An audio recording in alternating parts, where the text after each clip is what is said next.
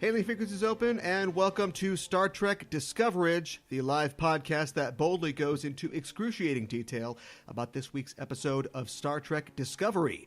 I'm your host, Aaron Coker, a.k.a. Caliban, and if I had a nickel for every Star Trek episode title that was a Shakespearean allusion, it wouldn't matter because the acquisition of wealth is no longer the driving force in our lives.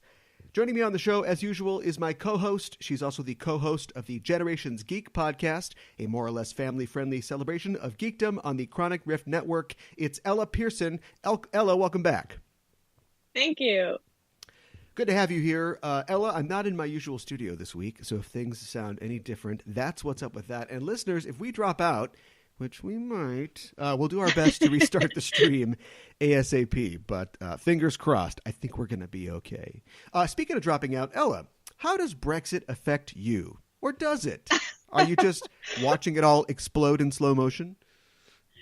I am. I was kind of looking forward to it just as like a history student. Okay, all right. Just to watch the disaster, Sure. But they just, I think, was it just today or yesterday? They pushed it again to October. So now I won't even be here when when it hits the fan. Well, yeah, they pushed it to October 31st, I think, which is now Brexit has become a horror movie. So that's what we want. Exactly. Yeah, it's amazing. Well, let's talk about Trek and a little bit of Trek news. I don't know if you know this, but some people are clamoring for a Captain Pike and the Enterprise show, so much so that they have drafted a petition which, as of this broadcast, has amassed over 2,000 signatures. Not to mention all that I've seen on social media, just endless posts about how we need a Captain Pike show.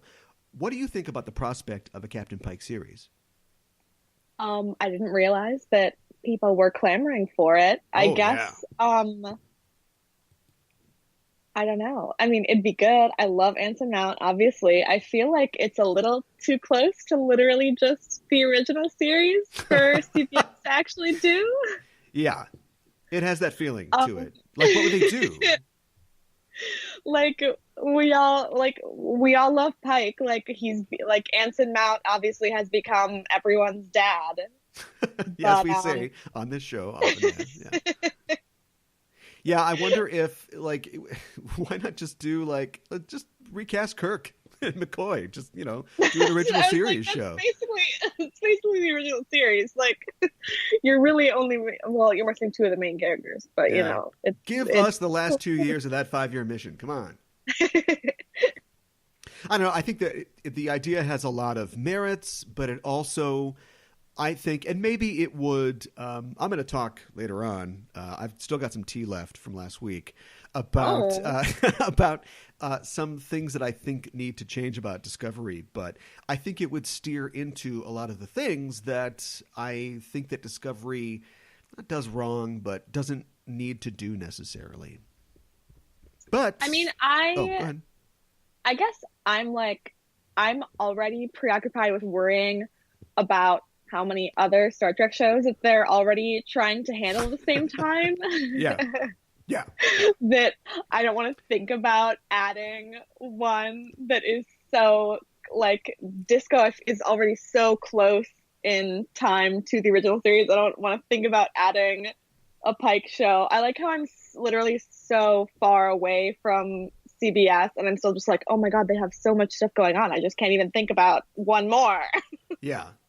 Yeah, I mean, maybe the Pike show could be original recipe Trek, and then you could have Section 31 is right. The extra tasty crispy, and I don't know, Picard is Nashville hot. I don't know. This is just a chicken metaphor, but anyway. I was really missing problem of the week. What? Oh, I thought you were going to say you were missing fried chicken. You can't get fried chicken in I was really missing fried chicken. No, I was missing, I was thinking about it. Obviously, today's episode was stellar, but I was really missing just it's television is so different now that we've talked about this before. I feel like it's so different now than it was when the original series came out, and I was really missing having those just weekly monster of the week things. Here's this thing and we're gonna fix it, and then it's wrapped up. Well, I think that with so many shows on TV, and definitely shows that have less or lower aspirations than something like Disco, which is designed to be like an epic sort of melodrama. I think we'll get that. I mean, you'll certainly. I don't expect the the animated Lower Decks show to like have some long running epic storyline that's going on from week to week. Can we get the yellow in the replicators for the bananas? We got to do it. I don't think so. Well, let's talk about something else. The DS9 documentary, What We Left Behind, is hotly anticipated by fans, and U.S. fans will have a chance to see the documentary in theaters for one night only as a Fathom event. And that'll be on May 13th of this year. Ella has, of course, already seen the doc, and we're all real jelly about that. But the makers of the doc announced recently that they had partnered with Shout Factory to release the doc on DVD and Blu-ray, and it'll also release on streaming services, but as of yet, there's been no announcement of when that will be. So fans who want to check it out this May 13th should head to fathomevents.com for tickets. I've already got mine.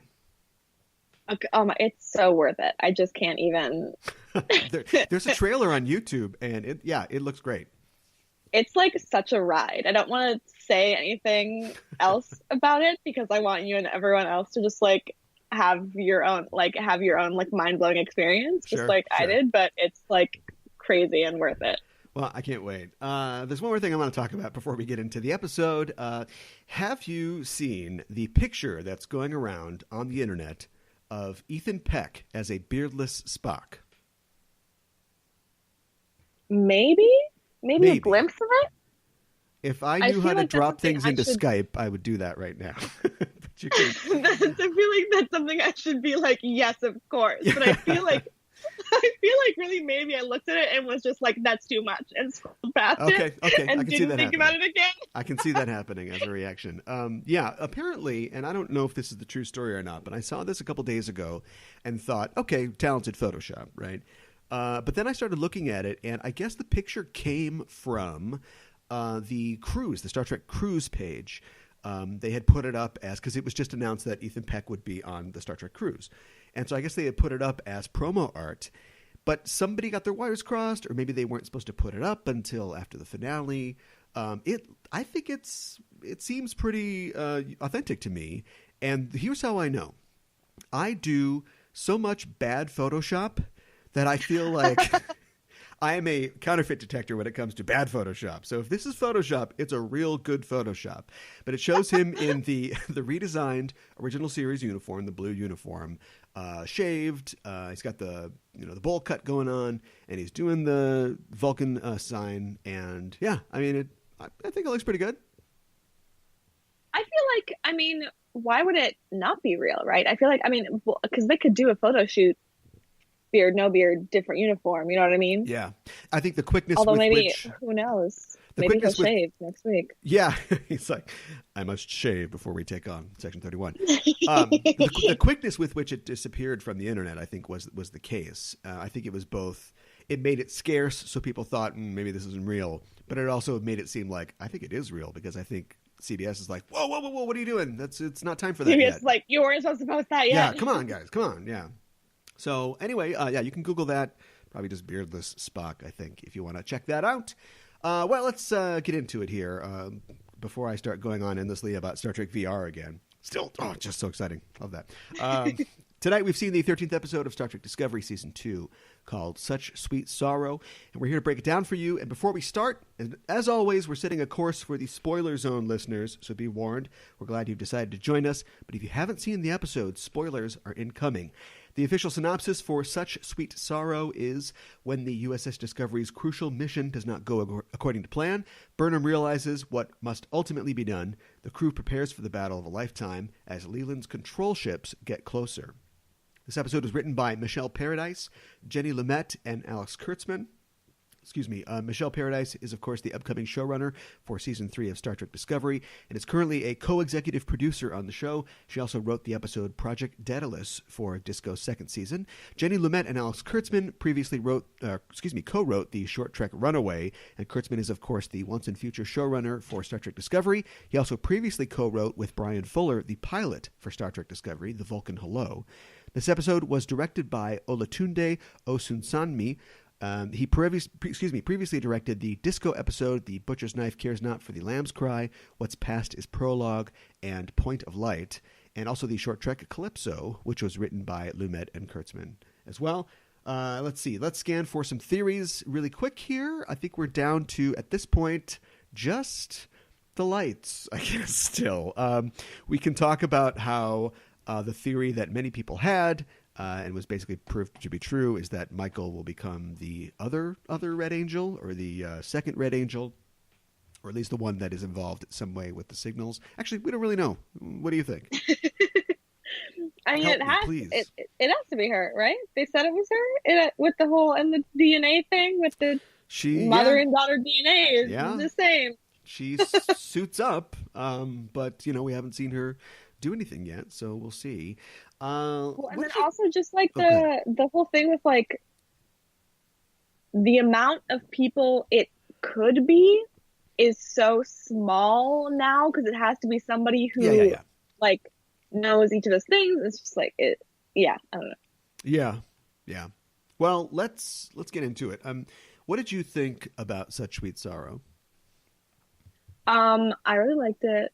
Very emotional. Actually, I liked it a lot more than I've liked, I feel like, the past few episodes. But I feel like it was because like more things were happening. It wasn't like, it didn't leave me asking a lot of questions. Like by the end of it, I wasn't just like, I don't know what's going on. By the end of it, I was just like, okay, I have a pretty good idea of what's going to happen next week. Yeah. And we just have to like wait for it. I don't know. No, yeah. I won't do the clapping, but I'll just say I hate part ones of Star Trek two-parters because it's all just set up. And this happens a lot in, episodic TV where Mulder, we've got to do this. And they just kind of wander around for an hour. And then, all the good stuff with Fluke Man will be next episode. And we don't actually ever do this, but I'm so overwhelmed by all the breathless things that are happening on this episode and in the show that I thought we'd kind of go through the episode act by act just to sort of lay out where we are. Because that's kind of what this episode is doing. It's kind of setting us up for the very end here. So I think we can just start like at the top. The episode opens on a beach, and we see Sarek, we learn, and Amanda. And Sarek becomes aware of something happening, something with Michael. And of course, we'll kind of go back to what's going on with that later. We flip back to Discovery, and they're getting ready to. What I hate about things like this is they're totally committed to this totally false thing that's going to happen. Do you know what I mean? Like they're all getting all the tchotchkes out of their rooms. They're putting the potted plant in the cardboard box, and they're all getting ready to go to Enterprise. And actually in the actual dialogue, the voiceover, she's like, this is actually happening. And I'm like, okay, sure it is. Yeah. Yeah, but it's still, I mean, it's set up to be a kind of fraught situation, and everybody is kind of ready. And as everybody was leaving, I like Disco as a ship, and of course I like the show, but I found myself thinking, I don't know, will I miss Disco if it does blow up? Is there a show if it blows up? And from the perspective of them, the real friends were the people we made along the way with all those sport jumps. Like it's just a piece of machinery. If they lose that, that's all they've lost. I mean, would you say that about the Enterprise? Well, they do in Star Trek 3, I guess. Yeah. But this is actually happening. So anyway, that doesn't happen, and. Did we think, I mean, even I, like, last week I was like, maybe they will blow it up. But even I was like, it's not going to if it does happen, this episode is not part one of the finale, is not the episode where Disco blows up. Like, yeah, but then there's time juice, though, too. And we get a flash when she grabs the crystal of a future, I guess an alternate future, hopefully, where Leland just shoots every single person on board the Discovery to the point where just kills everybody. And there's a especially brutal, I call it the oh whoa slide, where he shoots Shakun and the camera just stays on her and she goes like down the side of the thing. It was rough. Also, I'm all for I really love a good, like, premonition, but, like, Sure. maybe put some, like, time gloves on when you're moving the time crystal. Do not contact the time crystal with your flight. Like, it seemed almost like she was like, well, now I'm gonna see into the future because I can. And Pike's just like, you good with that? And she's like, yep. And Pike's like, okay, now we're all gonna have, like, life-changing We've all got moments with the time cancer. crystal. Yeah, Like, yeah, right. What I wanted to know is that they established, and I know it's timey-wimey, wibbly-wobbly, different showy, but, like, mm-hmm. they set up this poignant, important moment where Pike has this vision and he knows that his future in some ways is sort of set. And then we have a thing with Michael Burnham where she grabs the thing and we see something that we can be fairly certain isn't actually going to happen. It's just one of those prophecies that you have to try to avoid. Like, no, we have to do this so this doesn't happen. So, like, which is You're it? thinking Like, the torpedo won't hit Enterprise? You're thinking that literally the entire cast won't die? I'm thinking well, yeah, I'm thinking that will definitely happen, but I think her, Burnham speaking up and being like, whoa, don't keep shooting torpedoes. This isn't the way, that it's going to lead to the Owo slide. Like, we don't want to do that. So it's like, well, which is it? Can't Captain Pike just wear a radiation suit like the day that that baffle plate blows up? Like, what? What the hell? Are they fated to do these things or not? I'm guessing not. Given that, like, I do feel like a sacrifice is going to be made next week. Okay. Whether that sacrifice is, like, just, like, Burnham jumping in the future, like, maybe no one dies and it's just that she's leaving. Right. I feel like the bad things are going to happen next week. Very bad things. I also like how I think it's just in the teaser, we get this setup where we've had this MacGuffin of the data, which... Well, so anyway, I'll say that in a second. We've got this MacGuffin of the data, and then they're also... Pike is basically saying... Or maybe it's Burnham's voiceover. I can't remember, but she's like, we've only seen 4 of these things. We got a time crystal. We don't know what it does. We've got, there's 100 minutes left in the season. Like, they're kind of setting up all these things, just reminding us about all these swords that are dangling. CBS is, like, listening to our podcast, and they're like, okay, they don't know what's going on. We gotta... Right. They got it, yeah. Remind them what's happening. Yeah. And so we've got this MacGuffin of the data that we've got to do something with. And it seems clear what I got out of this is that the data that we were worried about giving control self-awareness has at this point become self-aware within Discovery's computer, at least to the point where it's able to go, hey, no, don't blow me up. That's not going to be a thing. I want to stay alive.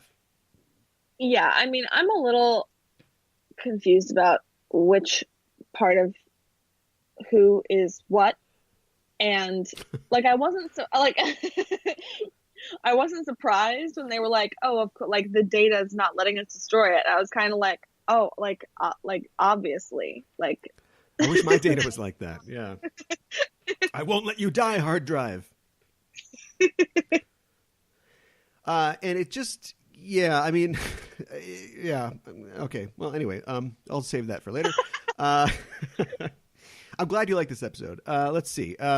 So we have to get rid of Disco is Burnham's plan, essentially. Like, and it leads to another thing that I think that pretty much everybody had kind of guessed or figured out, that the plan would be, we've got a time crystal and we know that Discovery ends up in the future at some point.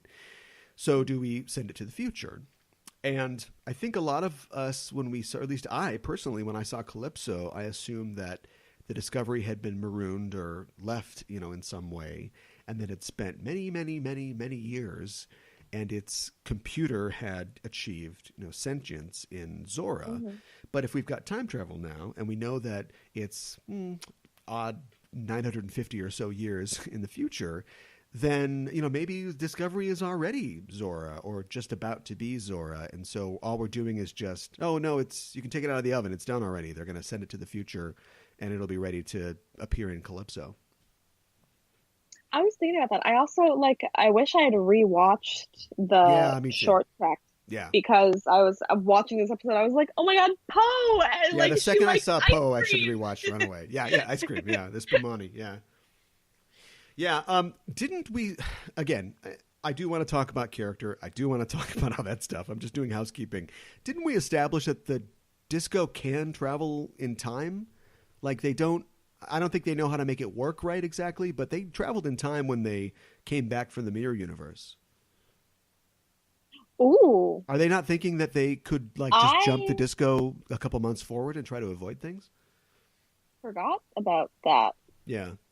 I think the thing I feel like though with going into the mirror universe coming back is it's like, We don't want to go there.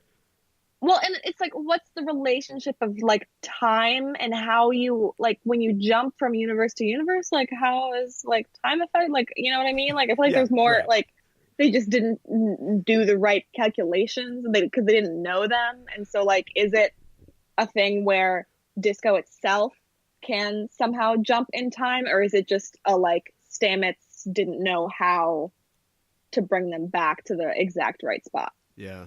I think that that was him being, because he was like freehanding it, when they were coming back from Yeah. the mirror universe, and so he kind of screwed up. But it's like, Stamets, you screwed up again. It's like surfing. He's just like riding the wave. Yeah, do that same thing. Hit that same spot. Gnarly, dude. 9 months in the future, radical. We're out of this problem. No problem. So anyway, that's a good idea, I think. And then, of course, they have to find a way to power this time crystal. Again, why? I don't know. It's all MacGuffin-y. It's sci-fi. And so we get, as they're talking about, man, boy, I wish we had a signal right about now. We get Signum Ex Machina. The signal shows up over Zahia, which, of course, is where Poe lives and is queen of. Did you think that it seems like all of the short trek concepts are being integrated really fast here at the end? Would you have wanted to see a more gradual sort of integration of some of the things that were introduced in short treks into the season of Discovery? Kind of. I mean, I'm also just like, I guess when they released the short treks, I kind of assumed that they were just like, pump them out, 4 of them, 15 minutes each. Right. They'll love them. They'll be great. Like, Tilly is cute. Go for it. And that they weren't really thinking about how to like weave them into this season. Like, I really wasn't expecting them to come back this way. Yeah. And so I don't know if like when they, I feel like we spend a lot of time being like, do the writers know what they're doing? But it's like when they wrote those scripts, were they thinking like, was that part of the bigger plan or was it not? And that's why they're coming in this late, because they're like, oh, here's how we fit Poe in and here's how Calypso makes sense. Or did they have an idea of that beforehand? I think they knew. I just think that they never planned to do anything with it until, we all met up at the end with like the finale. Mm-hmm. Which is fine. I just think that like I was so enamored with the idea of short treks, introducing things that we didn't have time for because we were doing other stuff, and then being able to see those things, like introducing a character like Kraft, who I was like, oh, this is okay. Well, when are we going to see this guy again? Not at all, I guess, or unless there's a popular fan theory that Disco, and it seems likely at the end of this episode, with what we see, that Disco will end up in the future at the end of this. And so if they are, maybe we will see Kraft and he'll be sort of our way into 1,000 years, in the future with the Vidrage and everything else, which could be interesting. So that would explain the inclusion of Calypso. And then I guess the Harry Mudd one is like, we know Rainn Wilson is going to come back at some point. So the next time we see him, he will definitely be a life model decoy version of him. Like once you introduce a guy who has like robot doubles, if he ever dies or anything, it's not him. Exactly. Yeah. I miss Mudd. Yeah, I do want to see Mudd come back. Yeah. Okay, finally, an emotional moment. So we finally get the reunion of Stamets and Dr. Swolber. He is huge. He's huge. Like, he looks great, but man, he is uniform is barely, it's just straining to cover him, but he looks great. I'll give you a second. I just, when he hit that was like, when he came on screen, I was kind of like, oh, like, okay. I'm sorry. Oh, no. I love protein powder more than you. I'm sorry. Yeah. We get another sort of speech from Stamets about how he's kind of thinking about wrapping this up. We had one of these at the end of season 1 as well. I don't want him to be the guy who always threatens to quit, like a job that he doesn't like. And you're like, you're not going to quit. You're not going to quit. And we kind of have like what seems like a fairly final breakup between them. And Culber wants to head to Enterprise.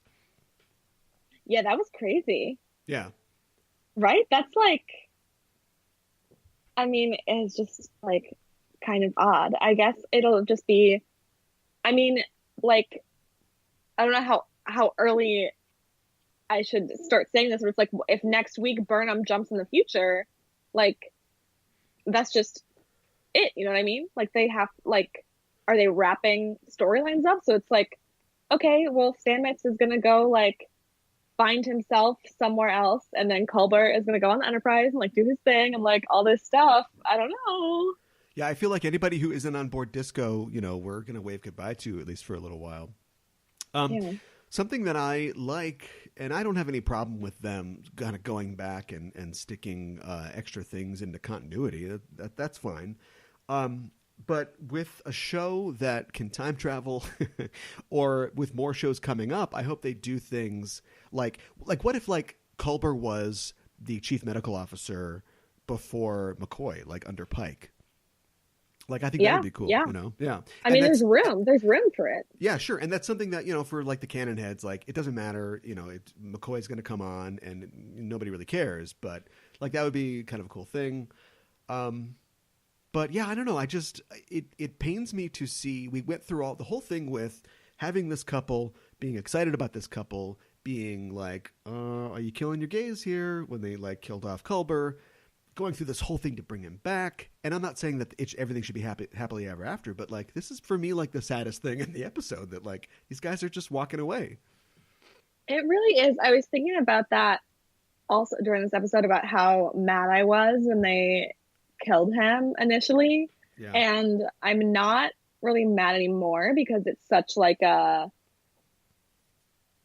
was a very good plot line. Like, I think they did really well. And then when he came back and kind of wasn't himself, like, it all made a lot of sense. Yeah. And but if he leaves the they're doing show, a good job of having those characters like.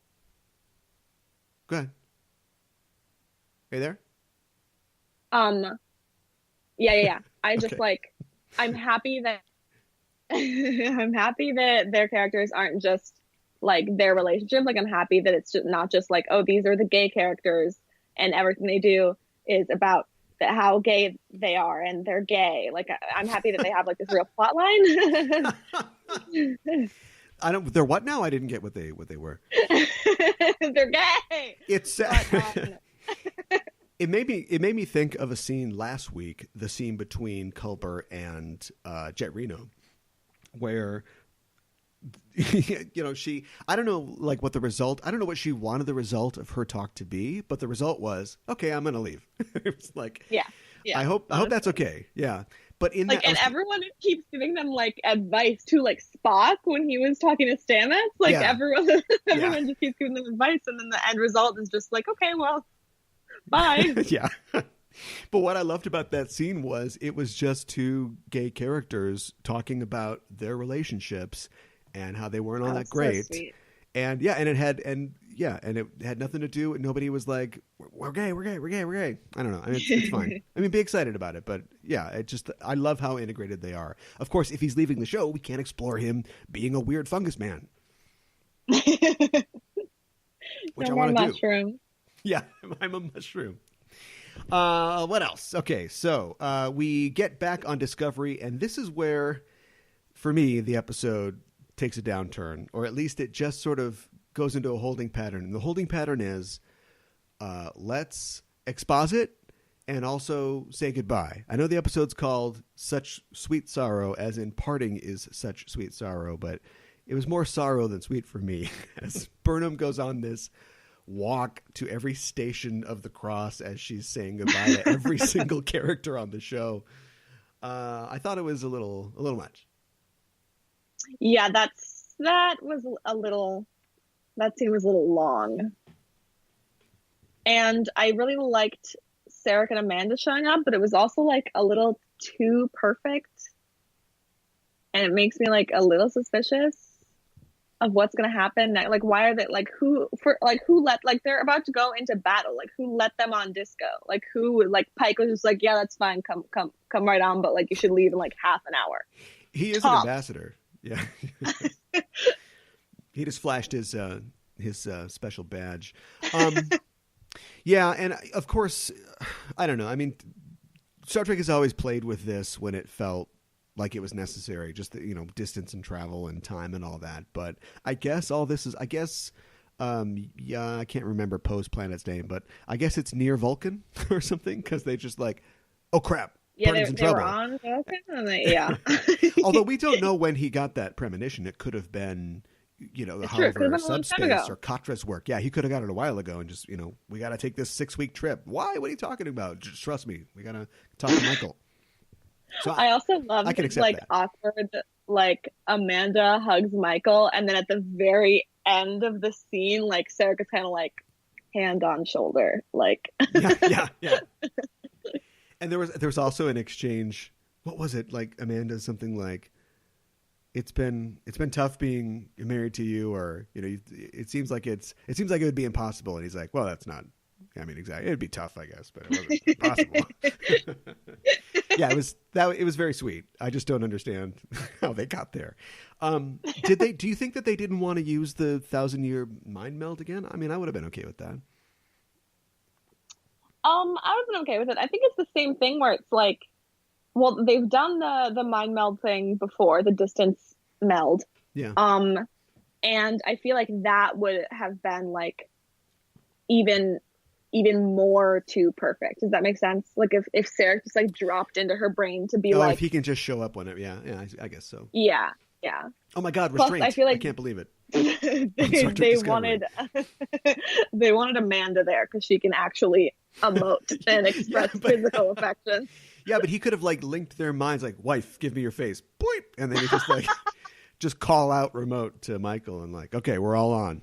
I've used Skype. I know how it works. Conference call. So the plan at this point is, if there's a couple things going on, we've got to get ready for this. Are we gonna talk about Ash or no? Oh well, yeah, we'll get there. The plan is that they have to get ready for this attack. Of course, they can spore drive, out ahead of Enterprise. And when they did that, I was like, wait a minute, what's the plan? Like, Enterprise can't catch up to you. But the idea was they're going to lead them out to wherever this is, and they're going to. Burnham is going to pull the Discovery into the future using their recreated angel suit and then leave it there, but then she's going to be stuck there as well. I have all that right? Yeah. I love the fact that as she's saying goodbye to everybody, she literally says, like, and I can't remember if this is a quote from before, but she's like, trust the mystery. Like, kind of like saying to the audience, just go with it. Well, it'll all make sense eventually. She's like, I'm following my destiny. Yeah, right. The future. Yeah. And we get a couple interesting moments. We see, I think, that Giorgio doesn't come out and say it, but she's definitely like concerned, but she's concerned in her own way. She's like, this is a dumb plan. Why would we just send Michael out to the future? But it's like, she cares about Michael. You can tell that she doesn't really want to lose Michael, but she doesn't know how to say, I don't want to lose you. Yeah. Well, I think it's also just like, I think they're both projecting a little bit onto each other of like the people that they knew from their own universes. And so I feel like, okay, like I feel like that's why Burnham was so like short with her, is because she's like, you're not my Philippa. Yeah. Why are you doing this? Yeah. Yeah, we get this is, I think, where we get the goodbye to Sarah and Amanda. We also get a goodbye with Tilly, which turns into not a goodbye because Tilly's like, "Come here for a second," and then she leads her out into the hallway. I have a surprise. Happy birthday! Yeah, right. Yeah, we're all coming along, and this is where I could have used a little voiceover because I got lost. So what I'm to understand is that all these people who are friends, who are the named characters on the show, all don't want to do this alone. The bridge crew. Yeah. So they're going to come along, and I'm assuming not the entire complement of Discovery is coming, but like a skeleton crew of the characters we know are going to go with her, presumably into the future to do this problem, solve it. Mm-hmm. Okay, I got it. Yeah. So everybody's going along. We get a goodbye to Tyler. Thank God. Maybe, hopefully, possibly the last goodbye. And what for me seemed like a really big setup for him possibly being in a Section 31 series. Oh, I hadn't thought of that. What I liked about what he said was that there's been a lot of talk among fandom about how do we reconcile the kind of twisted, dark fantasy. It's a Kanye West album. Twisted organization that Section 31 becomes in the future. And was it always like that? Were they always this Black Ops thing? And I like the idea. And you said sacrifice, and I wouldn't buy any green bananas.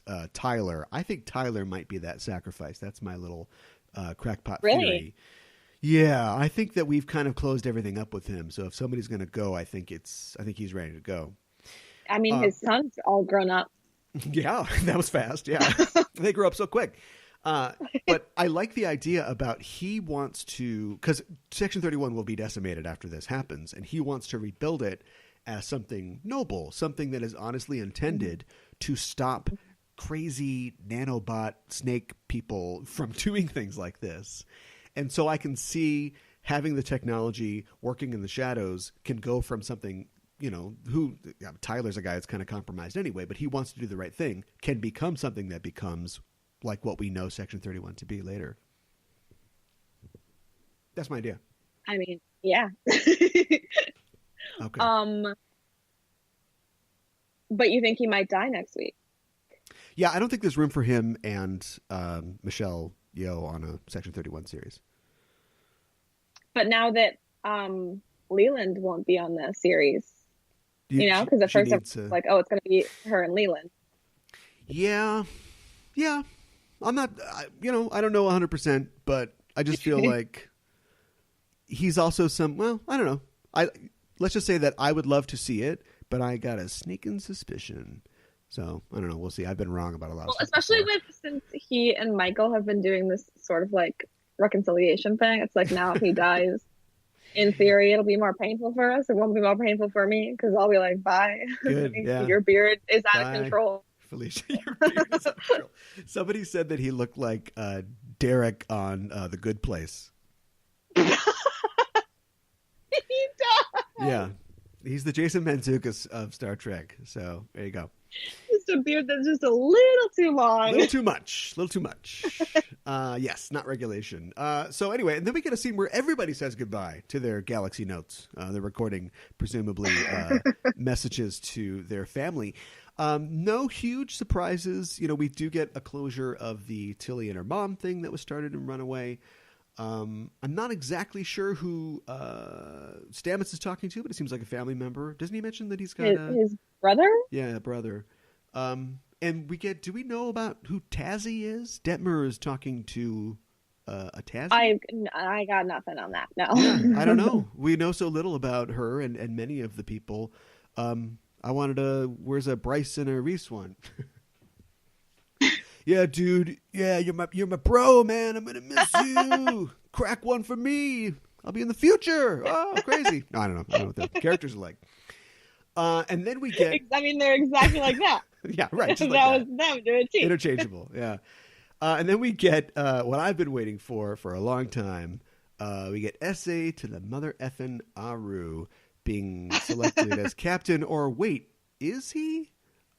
I was totally unclear as to, they go, we know who the captain is. Cut to commercial, come back, and then they're like, okay, Commander Saru, you have the con, not like you have the entire ship. And then he says something about, we'll see what happens after all this is over. And it's like, wait, what are you going to have like a foot race or something? Like, didn't you just pick him or did you not? Like, he and it's also like, what was he going to be like, all right, like, Tyler, if you want it, you got it. It's like Yeah, Saru right, yeah. was the captain in the first place. Yeah. And there was an emergency and Pike took it. Like it wasn't like Saru was about to become the captain and then Pike stepped in. It was like Saru was the captain. Yeah, pretty much. I mean, if anything, like rank wise, like Nan would probably be the acting captain, like Right. second or third in command of the flagship. But I'm gonna, just because my heart needs it, I'm gonna assume that that's what we're talking about here. That Saru is the He's guy. the captain. Yeah, He's our man's. he is our man's. Yeah, like we said, Anan is staying on the ship, and boy, there was a scene near the end. I don't know if my concentration was waning, but there's something going on with Jet where she's gonna do something, and it seems dangerous. She's got to charge up the thing. Did you get what that was? I'm with you. Okay, same place. There's a problem with the thing, and somebody had to stand there to do it, and it's dangerous, and it's gonna do it. Yeah.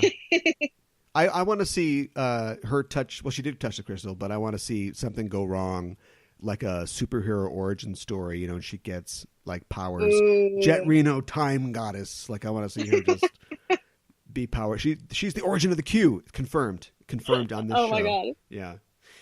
And she just launches herself into a parallel universe. She's a comedian named Tig Notaro. Yeah, it's so weird. Yeah, known for her physical comedy.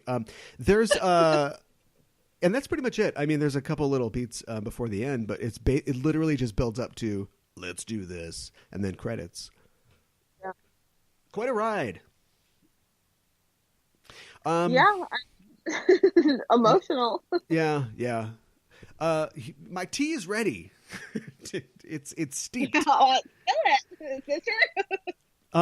I was just thinking about like an episode like this, and I know it's unfair to judge it as a normal episode because it's, we're literally trying to pay off a bunch of stuff and we're trying to remind the audience what the stakes are and everything. But like, I was just thinking back to like earlier episodes and remember like moments like Saru Googling captains to figure out like what makes a good captain, or just, I miss like, I feel like we've had, or maybe I've just missed character moments like that. Like I feel like we're just plot like all day long, and there's no moments like that to hang your hat on like you could with some earlier iterations of Trek.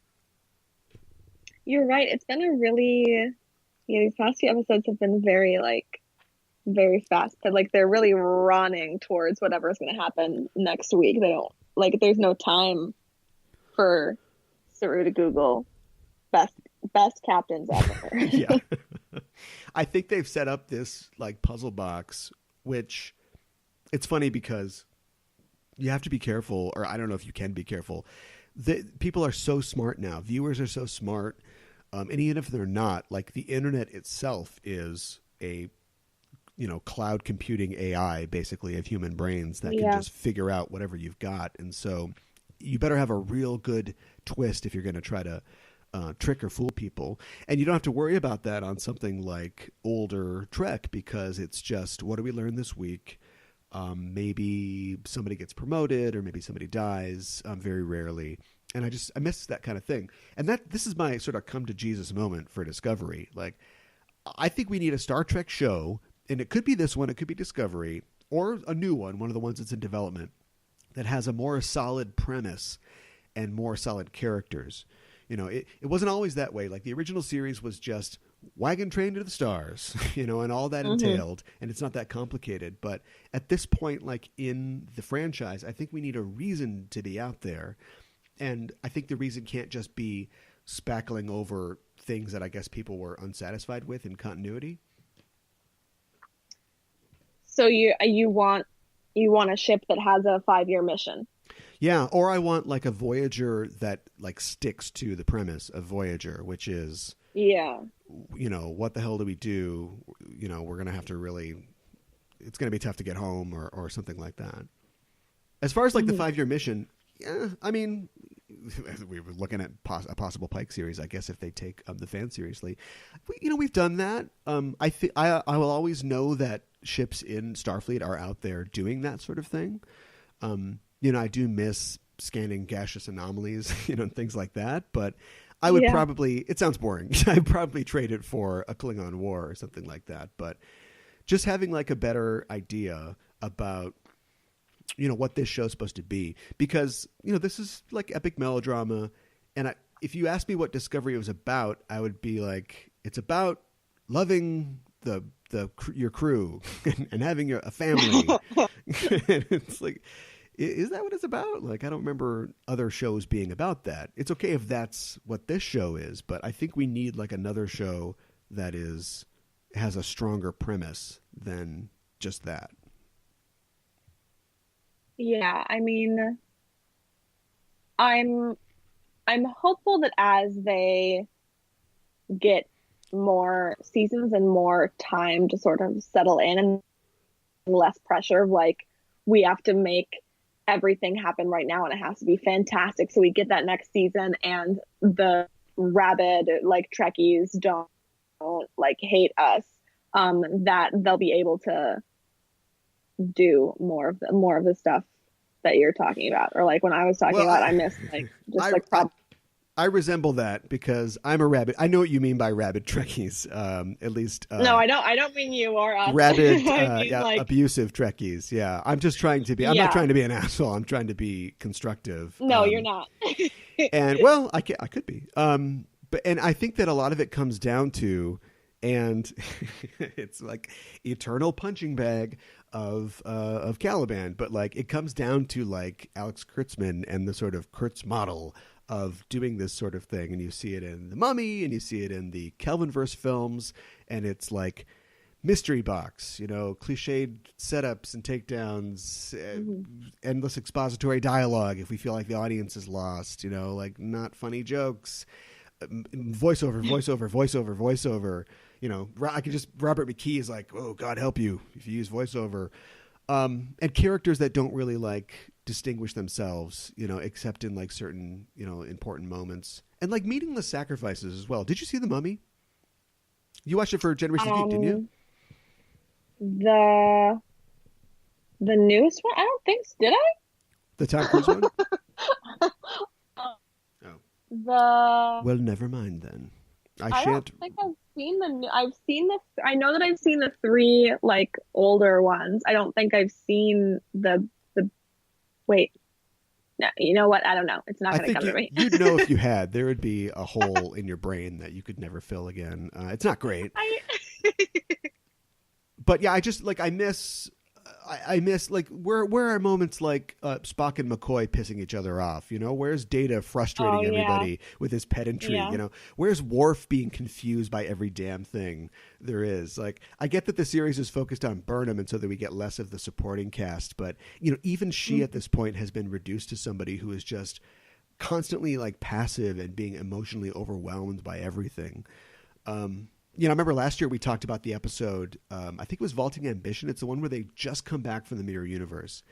And you have that moment between her and Tyler where Tyler's like, so we're going to like make out or what? And Burnham's like, you are not doing this to me right now. A million things have just happened and this is way too much and I don't need this right now. And that felt really believable. But now every single episode is just kind of unbelievable, paroxysm of emotion. I hate emotion is what I'm saying. I hate emotion. No, I don't know.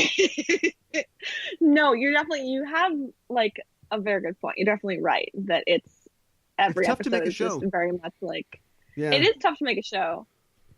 It comes down to that. And then we also like, we can't forget the trouble they had sort of behind the scenes this season. Yeah. And I know. I don't know how much I say this last week. Did I say this last week? It's like, I can't wait till Michelle Paradise holds up a bank or something like that. And then it's like, oh no, we lose another one. Fingers crossed. Well, that's pretty much all I had. I think that's it. I think I've done enough at this point. So anyway, I'm excited about next week. Did you have something to say? In the mirror, are there just like some Christian overtones? Have we talked about this? The which one? Season, the like with the just especially in the beginning with the like the whole, oh, it's an angel, and then we're in a church, Oh and yeah, there's yeah, like, yeah, yeah, yeah, yeah, yeah. then like this episode when they're having that meeting, they all kept saying like the word design, and it just kept like, I thought one of them was going to say intelligent design, and I was really like, please God, ironically, God, do this to me. Which is, that would be like right on brand for Trek. Like the second somebody comes up with some new scientific discovery, they want to jam it into like a script. That's like with the time crystal thing. Like, you know, the time crystals are like kind of a concept like in physics. But they're like, ooh, crystals? We can do crystal. We got a ton of crystals. We got crystals everywhere. So let's get some time crystals in there. Yeah. So yeah, I didn't notice that specifically, but I can understand your trepidation where it's like, where are they going with this? And like, remember, this season is about faith. Yeah. Are you there? Oof. Anyways. You're cutting in and out. Sorry, you're cutting in and out. Yeah. But yeah, like I thought this season is supposed to be about like, you know, faith and like religion, but like without saying religion. But I don't. Yeah. I don't. They can't say like they're like in a church. They can't say like. I mean, I thought that they were real, you know, upfront about that. Except, well, I mean, that's a whole nother show on enterprising individuals. Check it out. We have an upcoming show about religion in the world of Star Trek. But just like if they were trying to set up that like Control is the villain and it doesn't have faith, it can't because it just wants to consume everything, but we are human and we're different. If that's what we're supposed to get, I feel like somewhere in the middle or the end of the second act, Patrick Stewart would have come out and given us a speech about that, and we'd know, oh, okay, that's what it's about, with some sort of like Melville allusion or something like that. But instead, it's just, you know, clearly we are loving, you know, warm beings who are fighting against something evil, but we don't understand Control's side. We don't know why it wants to do this. I mean, I guess it doesn't have human motivations if it's not human, but it just doesn't feel. I never liked Lorca, but I guess I could understand why he wanted all his stuff back.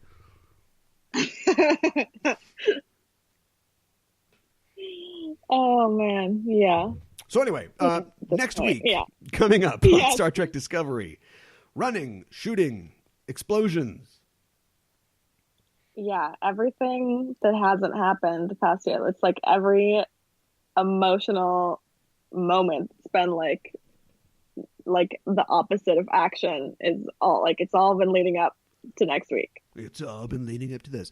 Do we get? They pointedly were like, oh yeah, signals. Here's another signal. Do you think that we'll get 2 signals in one episode next week?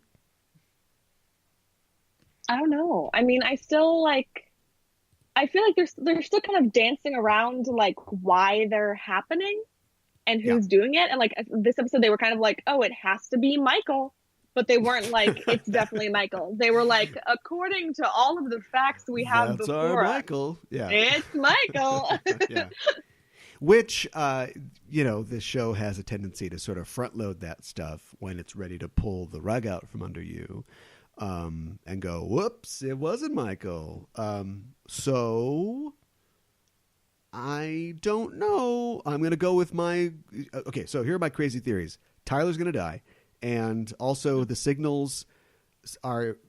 I don't know how you'd pay this off with an hour left, but the signals are somehow actually like harmful, like Control or something in the future. Whatever these squid things in the future are trying to lead people with these breadcrumbs to assemble the thing to bring you to them so they could, you know, show you their final form. Mm-hmm. I mean, the good guys will still win, but the fact that we've interrogated everybody who has had access to this and nobody knows what the signals are, then it's got to be somebody else unless you're going to bring Q in or something. And I think that somebody else is these... Can you imagine? Yeah. Well, I think people would probably like that. But it would break the whole story. Yeah, I think I don't know. I think it could be, you know, evil future robots. So my money's on evil future robots. What about you?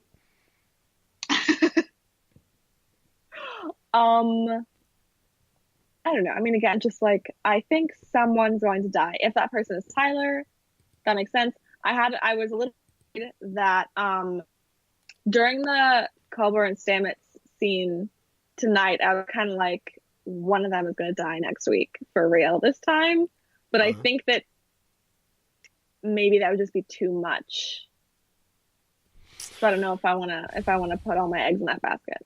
Yeah, we should have had a death pool. Dang it. We didn't plan for that. Yeah, I mean, like, what do you think that they will? Do you think that they will go for an impactful death or just a cannon fodder death? Because I would vote for cannon fodder death, but like a Cornwall. I mean, maybe I don't want both. to see. You think, oh, like maybe one of each, like Cornwall and Tyler. Those are my picks. Yeah, like someone will die and it will be emotional, and then someone will be cannon fodder. Yeah, somebody else just gets literally sucked out of a breach and whoops, they're gone. Yeah. Okay. All right. Yeah. I like how you're thinking. You know what you're doing. You've seen so many of these. Like someone shoots like fake Arium, and then like Tyler dies. Wait, emotional. Which one are we upset about? Her name's Miriam. Is that a first or last name? Come on. Weird.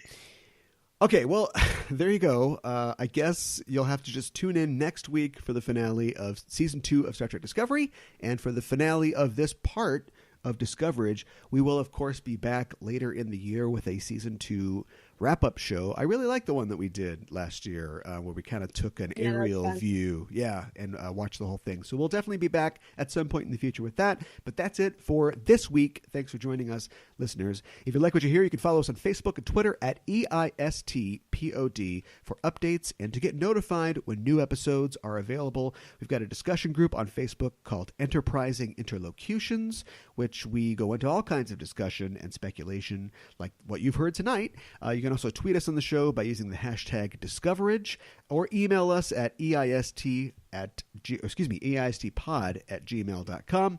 And when you're on the internet, head to your listening platform of choice and subscribe to our show and do all the good stuff. Also, we've got t-shirts on TeePublic, so you can find a link to that on enterprisingindividuals.com. And if you like this show, tell a friend. Discoverage returns next week on April 18th for the next episode and the last episode of Season 2. It's called, we don't know. They're still kind of keeping this close to their chest. You'd want to if the title was Ash Tyler Explodes. I mean, that's just going to give something away right there. But as far as we know, it's also written by the same people that wrote this episode, Kurtzman, Lumet, and Paradise, and it's directed by the same guy. So expect at least one shot that makes you need to take Dramamine. In the meantime, loves those shots. Check out our main show, Enterprising Individuals, at enterprisingindividuals.com. Every Wednesday, I and a guest discuss in excruciating detail a selected episode from a Star Trek series. We also have news from the Trek sphere, get updates on Star Trek Discovery, and interviews with special guests. On this week's episode, I'm joined by Mikan Hana of the Just Enough Trope podcast. We talk about some of the latest news from the Trek sphere. You can find conversations just like that. You can also find off-topic rants, DS9 and Voyager recaps, and more at our Patreon page at patreon.com/EISTpod. Check us out, enterprisingindividuals.com. Ella, thanks as always. Where can people find Generations Geek online? We are at Generations Geek on Twitter and Instagram, and we just recorded a show about all of my adventures involving Harry Potter in the UK, so that'll be up very soon. Oh, great. And I think your most recent episode has been released, and ironically, it is from it's a lost episode from a long time ago. It was a lost episode. Yeah, I think that's the Ragnarok episode is up now. Yes, which is also a great film. So check that out at generationsgeek.com. And that is it for us. Thanks for listening, people. And we are signing off. This is Aaron for Ella saying, live long and prosper.